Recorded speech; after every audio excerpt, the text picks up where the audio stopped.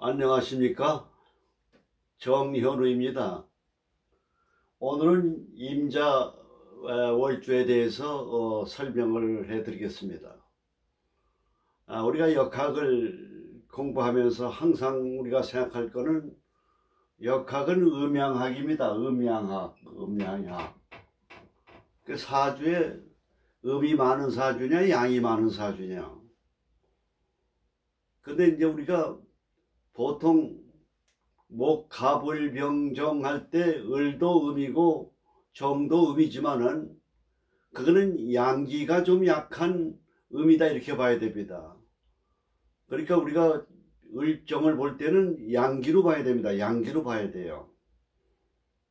우리가 경신 임기하면 경이라고 하는 것은 양이지만은 금이니까 가을입니다. 음기가 강한 금이다 이렇게 보셔야 됩니다. 수도 마찬가지예요. 임수는 양이지만은 실질적으로 음에 속하는 음기가 많은 겁니다. 음양의 개념을 볼 때 목화가 많은 사람이냐 금수가 많으냐 이것도 음양으로 봐야 됩니다. 목화가 많은 사람 금수가 많은 사람 어느 음과 양의 그 비례를 잘 분석하셔야 됩니다. 기라고 하는 건 뭐냐, 역학이라고 하는 것은 기운학이에요. 기운학.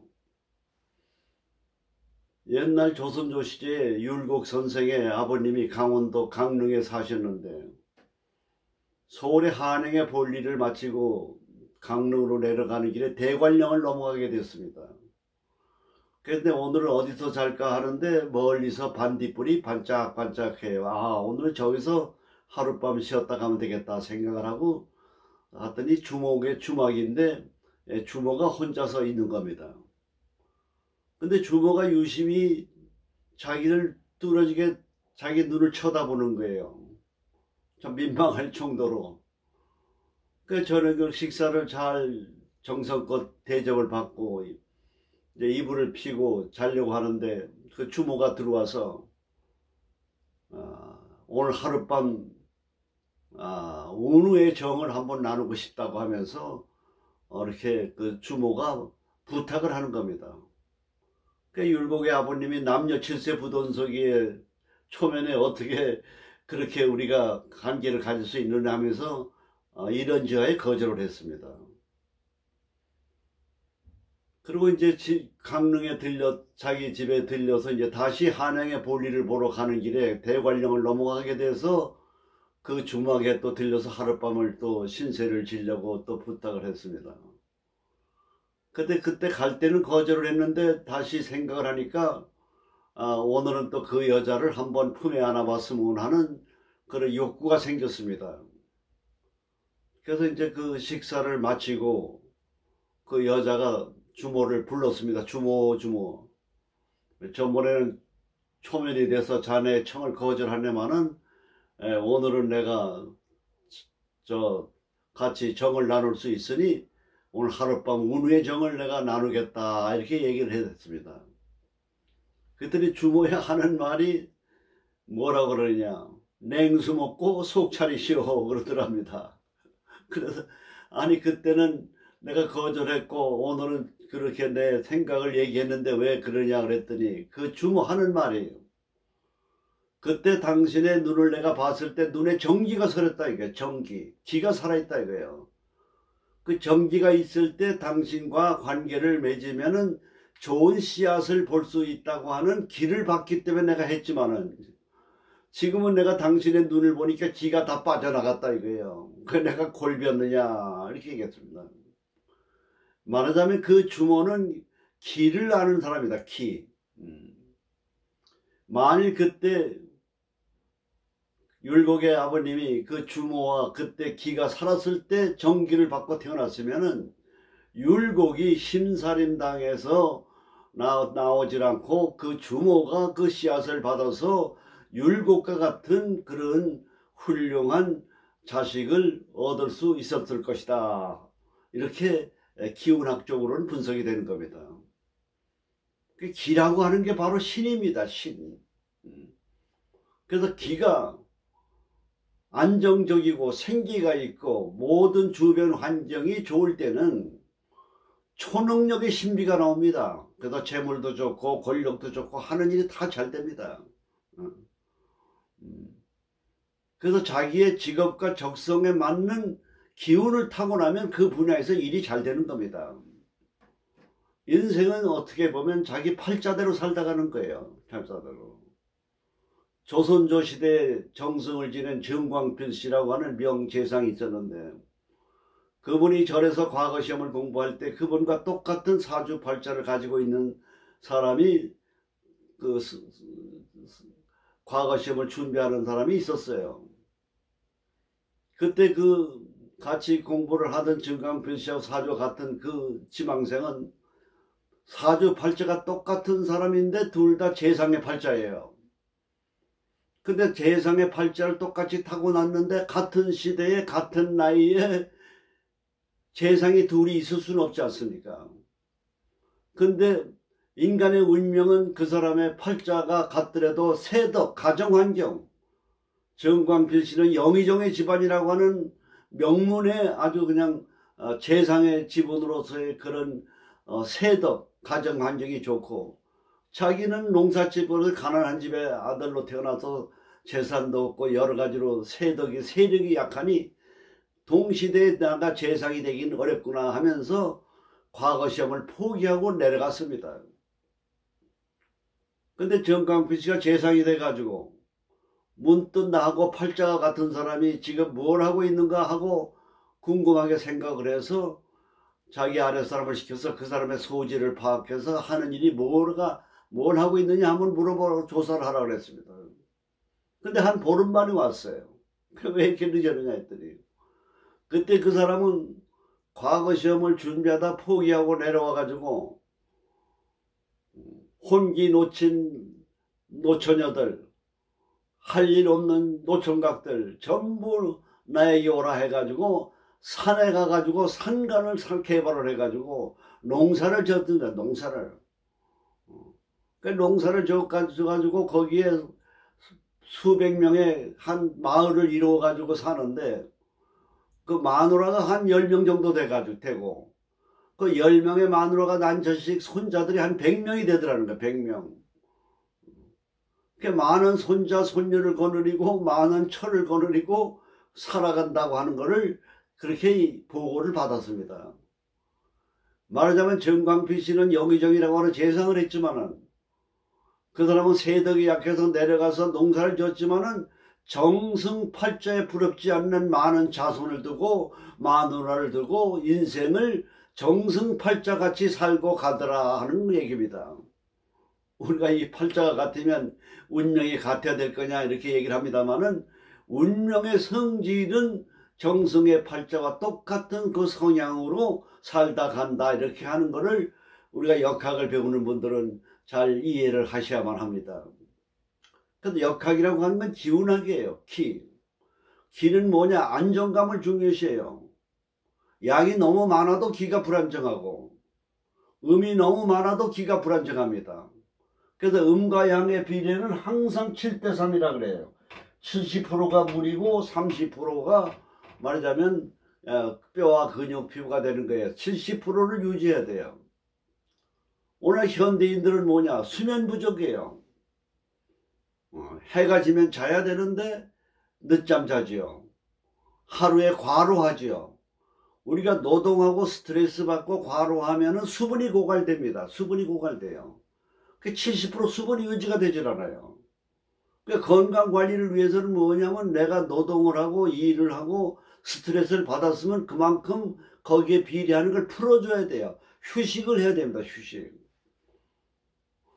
선진국 구라파 사람들은 휴식 문화가 발달되어 있습니다. 휴식 문화. 그러니까 일을 했으면 한 것만큼 쉬는 거예요. 휴식을 해줘야 돼요. 그리고 스트레스는 뭐냐? 즐겨야 돼요. 우리가 살아가는 거는 어차피 스트레스를 받는 게 인생입니다. 우리가 사람을 만나거나 직장 생활하거나 사업을 하거나 무슨 일을 하거나 우리는 스트레스를 받으면서 살아가고 있어요. 그래서 그 스트레스를 즐기는 마음을 갖고 살아야 됩니다. 그리고 우리가 운명학적으로 보면은 반드시 어렵고 고통과 실패와 어려움을 겪게 되면 그건 자기의 운명에 태어난 하나의 자기의 그 함수관계가 있습니다. 액땜이라고 하는 겁니다. 액땜. 그러니까 그 액땜이라고 생각을 하고 치부하고 넘어가야 돼요. 그걸 가지고 고민을 하고 열을 받고 흥분을 하고 신세한탄하고 팔자타령을 하게 되면은 뭐냐, 그게 반복되면은 치매가 오는 겁니다. 나이가 들어서 치매가 오게 돼 있는 거예요.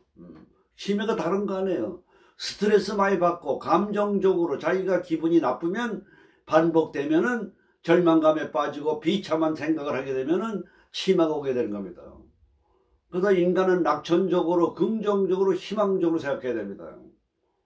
우리 인간에게는 뭐냐, 영이 있습니다. 영. 초능력의 엄청난 잠재 능력을 가지고 있어요. 자기가 어떤 목적을 세우고 이루어지는 모습을 상상하고 거기를 위해서 노력을 하면은 반드시 그 꿈은 이루어지는 겁니다. 자기 자신의 능력을 개발을 하고 자기의 잠재력을 발휘해서 살아가는 것이 우리가 인생을 올바로 살아가는 겁니다.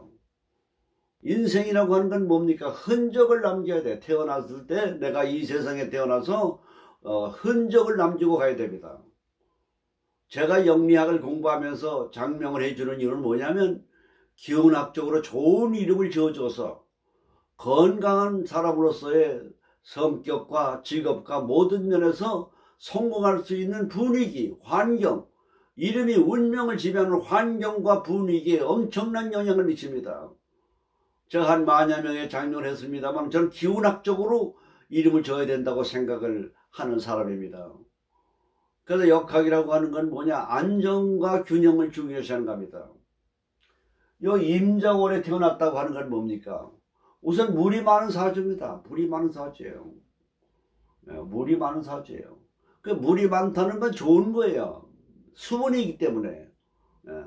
특히 요 임수라고 하는 거는 뭐냐, 임수라고 하는 건 정인목이라고 하는 음란지압이 있듯이 남자나 여자나 사주에 임이 있으면은 호르몬 분비가 잘 됩니다. 호르몬 분비.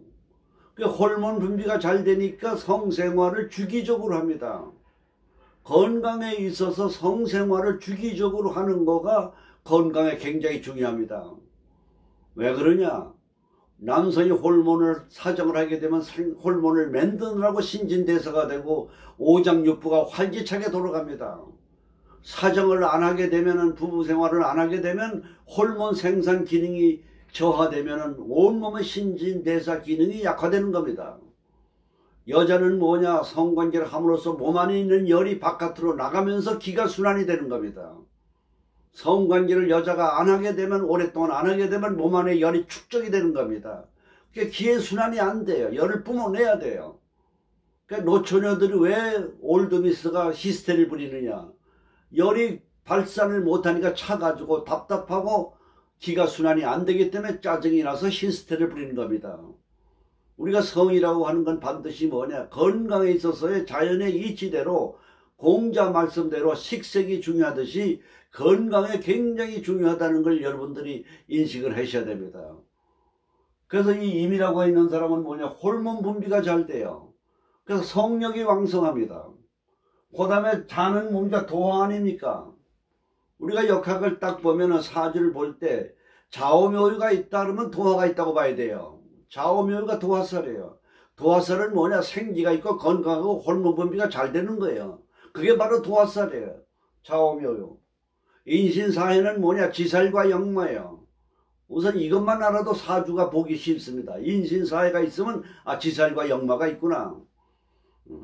지살이라고 하는 건 같은 역마지만은, 지살은 뭐냐, 내가 회사를 다니다가 스스로 그 회사를 그만두는 거, 내가 사표 써서 나오는 거, 이게 지살입니다.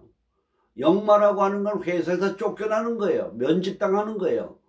그러니까 내가 바깥에 또 내 자의에 의는 게 아니라 타에 의해서 쫓겨나고 나오는 거가 역마입니다. 이게 다릅니다. 지살과 역마가. 그러니까 둘 다 나왔으니까 바쁠 거 아니겠습니까? 바쁘니까 돌아다니는 거 아닙니까? 돌아다니기 때문에 지살 역마가 되고, 돌아다니고 많이 돌아다니다 보니까 차를 많이 타고, 차를 많이 타니까 적게 타는 사람보다 교통사고 날 확률이 높다, 이렇게 보는 겁니다. 그게 지살과 역마예요. 진술충미는 뭡니까? 창고 아닙니까? 묘지예요. 묘지는 뭐니까 갇혀 있잖아요. 그래서 포태법에서 갇혀있는 진술충미는 답답하니까 활동력이 강한 겁니다. 아주 미치도록 활동을 해요. 그 진술충미생들이 전부 활동성이 강하고 아침부터 부지런하고 열심히 합니다. 그래서 진술충미 있는 사람들이 재물운이 좋은 거예요. 팔자가 그렇게 돼 있는 겁니다. 활동성이 강해요. 그 여자가 진술충미가 있으면 왜 옛날 과부살이라 그랬느냐. 능력 있고 활동하고 돈을 버니까 남편이 무능하고 마음에 들고 성격 차이가 없으면 헤어지더라. 그래서 옛날에는 과부팔자라 그랬지만은 요새는 그렇게 해석하면 안 된다. 시대가 달랐어요. 요새는 능력 있고 활동하니까 남편에 대한 이해도 많고 남편을 활용하고 내조하고 임기응변이 강해가지고 오히려 요새는 기부인 팔자 이렇게 보는 겁니다. 그래서 사주에 진술충미가 많으냐, 인신사회가 있느냐, 좌우묘가 많으냐, 요걸 우선 12신살 포태법에서 파악을 하면은 그러면 사주가 보이는 겁니다. 보이는 거예요. 그리고 무슨 오행이 많으냐, 목화토금수에서. 목이 많다 그러면 목이 많은 게 병이에요. 병을 치료하는 방법은 항상 뭡니까? 그 목이 많으면 목의 기운을 빼내느냐, 빼내려면 내가 목생화시켜서 목의 기운을 빼내는 거가 첫째 처방이에요. 제일 첫째는 많은 오행을 빼내는 거, 설기시키는 거. 목이 많으면 식신상관, 화가 많으면 뭡니까? 화생토, 토가 들어오면 좋고, 금이 많으면 수로 해서 빼내는 거예요.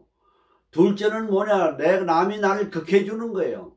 토가 많으면 목이 들어서 목극 도식해준다 이거예요. 그 많은 거를 약으로 써서 그 약이 바로 뭐가 되느냐? 용신이라고 하는 겁니다. 용신. 그 병약 용신이에요. 그 다음에 억부 용신이에요. 많은 건 억제시켜주는 게 용신이에요. 금이 너무 많으면 금이 들어와서 억제시켜준다 이거예요. 그게 억부 용신이에요. 그리고 제일 잘 맞는 건 뭐냐? 조후 용신이에요. 볼 것도 없어요. 봄, 여름에 태어나면 목화가 많으면 금수가 좋은 거예요. 금수가 많으면 목화가 들어오면 좋은 거예요. 그걸 용신이라 그런 겁니다. 용신. 그래서 임자는 뭐냐? 물이 많잖아요. 그리고 도화가 많지 않습니까? 호르몬 분비가 많지 않습니까? 그러면 호르몬 분비가 많다는 건 뭐냐? 건강하다는 거예요. 건강하다니까 능력이 있는 거예요. 인생을 살아가는데 제일 중요한 게 뭡니까? 건강이 제일 중요합니다. 천하를 얻고 건강을 잃으면 무슨 소용이 있습니까? 그래서 이 임자월에 태어난 사람 예를 든다면 목의 날에 태어났다. 일간이 목이다. 그러면 수생목입니다. 나무가 날에 태어났는데 물이 너무 많으면 부목 떠내려가 버리고 말아요. 나무가 물에 떠내려가 버려요. 그렇기 때문에 오히려 물이 나무를 생해주는 게 아니에요. 떠내려가 버리니까. 그래서 오히려 생해주는 게 아니라 부목이라 그러는 거예요. 떠내려간다는 거. 그 다음에 병정 화다. 화라고 하면 수국화 관직 아닙니까? 관직인데 천간과 지지가 있으면 바로 뭡니까? 이거는 화가 되면은 수국하니까 정관 편관적이 되는 거예요.